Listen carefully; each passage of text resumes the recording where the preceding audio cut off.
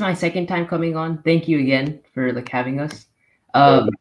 So I wrote down my question so it could be brief and other people could like ask questions. I'll just like read it out really quickly. So it's about like the contingency argument. Yes. So I found your comments on Kalam very interesting, and the discussion in your book and in the Quran about multiple deities and how this is not possible, as they would like outstrip each other and that they would have to be defined against each other. So like to quote, I believe the conclusion of your book, quote, there cannot be more than one such a being, since it would entail that at least one of these beings is differentiated, possible, or dependent. To preface, I'm only asking this question like to see like what logically follows from like the argument. This isn't like any like doubt or anything like that I have. So two questions based upon this, right? Why doesn't the instantiation of dependent objects limit the necessary existence in question? So why, like, how would you argue that like an instantiation of an independent existence creates a differentiation between like the two existences, if that makes any sense? And then second of all, this is kind of related, not directly related, but would moral restrictions restrict the independence omnipotence? So like if Allah has a moral code that he follows, is that a hindrance to omnipotence? Let's start with the first question first. I think there might have been a bit of a confusion between Dalil al-Tamanu', which is what you're referring to, which is that they would outstrip one another. That's in reference to chapter number 23, verse 91, where it says, مَتَّخَذَ اللَّهُ مِنْ وَلَدٍ وَمَا كَانَ مَعَهُ مِنْ إِلَهٍ إِذًا لَذَهَبَ كُلُّ إِلَهٍ بِمَا خَلَقَ وَلَعَلَى بَعْضُهُمْ عَلَى بَعْضٍ. That Allah did not take a son, and he didn't have with him any God. Had this been the case, they would have outstripped one another. And this is what the people of Kalam, or whoever it may be, theologians, systematic theologians of the Muslim world, refer to as Dalil al-Tamanu', which means the Tamanu' Man'a is basically something, it's a preventive, something which prevents something else. So Tamanu' is the preventive, the evidence of prevention. Okay, so what is prevented here? What is prevented of in this verse, that you can't have two all-powerful deities. You can't have two all-powerful entities, because by necessity, this would mean to say that one of them is, you can't be the most powerful if there's another one of you who is of equal power, because that would mean to say that you are more powerful and equally powerful to that other entity at the same time. Did you get this point? If there's more than, so if the postulation is that there are two all-powerful agencies, so if we say all-powerful, what do we mean by that? The most powerful. Then what we're saying is you can't have something which is the most powerful, which is what we say God is, the most powerful, yet equally powerful to another entity at the same time, because you can't be equally and more at the same time. Most like implies one thing. Right, good. So that's Tamanu', right? You can't have two all-powerful things which are more powerful than all things that exist, because if that is the case, then they will be most powerful. They would be more powerful than the other one and equally as powerful than the other one. Which is, by the way, on this point, all of these deviant sects in Islam, and it's not all, like for example, Tashayyu', the Shi'i sect, right? Not all of them say this, but there are definitely some 12ers who say that Ali has the same knowledge as God. For example, they say Ali, yeah? They say he has the same knowledge as God. And they have chapter headings of the Kafi book saying that he knows all the things that come from the sky and blah, blah, blah. And they will make an argument saying that the only thing why this is acceptable is because Allah has given him the permission. Right? And this is not something which is, I'm sorry to say, exclusive to the Shiites. There are some Sufis who I've heard say this myself. I've heard them say this, that Muhammad sallallahu alaihi wasallam knows everything that exists. Yani even the Sa'ah he knows. Even the Quran says there's no one knows when Sa'ah. يَسْأَلُونَكَ عَنِ السَّاعَةِ أَيَّانَ مُرْسَاهَا. And this, some say no, Muhammad sallallahu alaihi wasallam knows everything. And in fact, not only he knows it, but he can hear everything. And therefore we can invoke him directly because he can hear everything. This is Shirk Akbar. There's no way that you can believe that and remain to be Muslim. Because how can you be? First of all, it's logically impossible. It's logically impossible.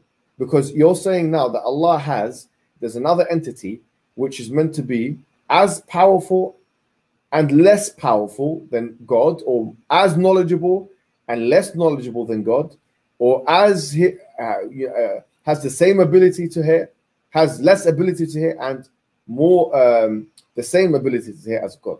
If any Muslims believe that, that's a nullifier of Islam. This is very important, because it's not just something which, this verse, some Muslims call themselves Muslims, believe in it. I've heard them, my own two ears. I've had discussions of Talabat al-Ilm from the Shia people, and they say, we believe Al-Hussein knows everything that he knew when he was going into Karbala, when he was going into the war, that he would get killed, and he went there doing a suicide mission. He knew that. He knows everything. This is no different from Christianity. We have to appreciate this. This is no different. Believing in that, there's no difference between believing in that and believing in Jesus, who also has similar abilities. So we put them in the same camp as Christians.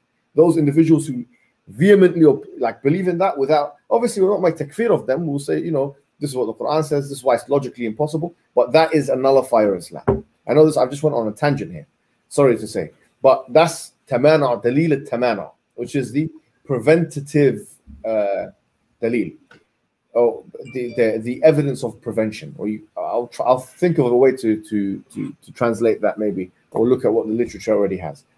But what I was making in the book is not dalil al-tamana, by the way.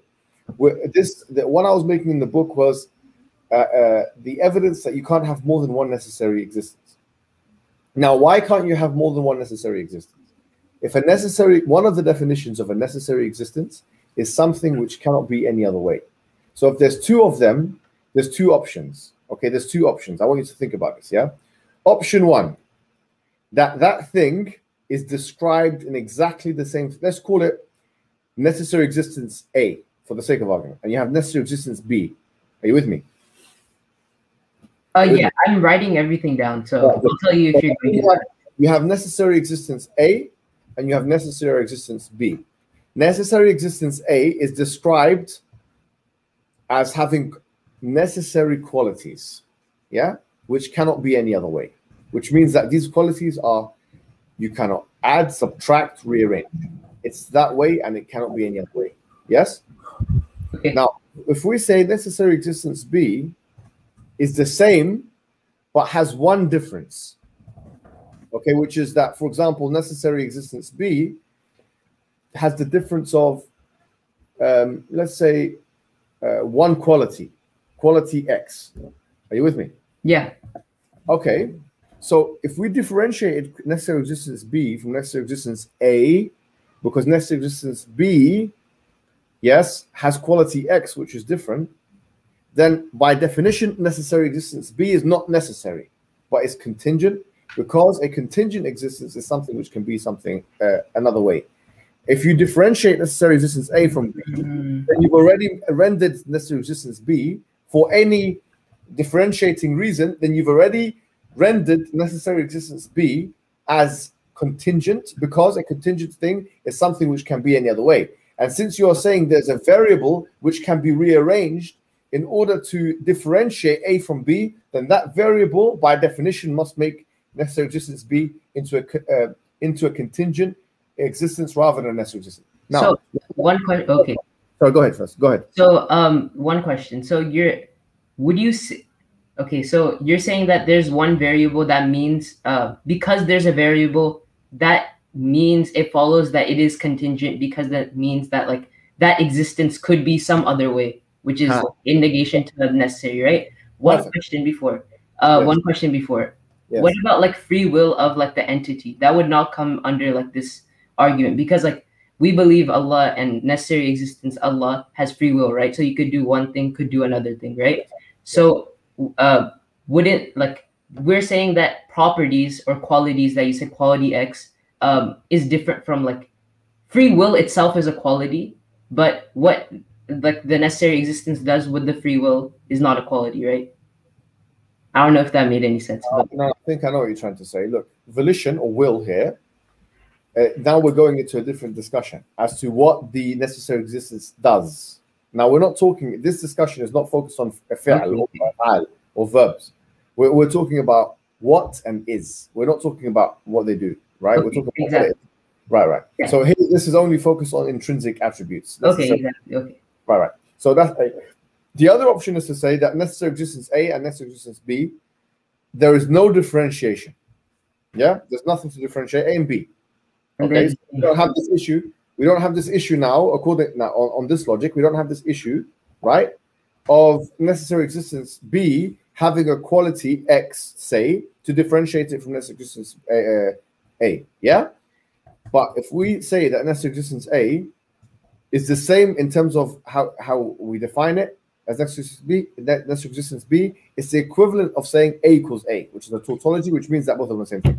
Exactly. Okay. There is actually no difference between necessary existence A and B. In that case, we have solved the issue. These are the only exhaustive ways you can deal with this situation. Okay. Yeah. Okay.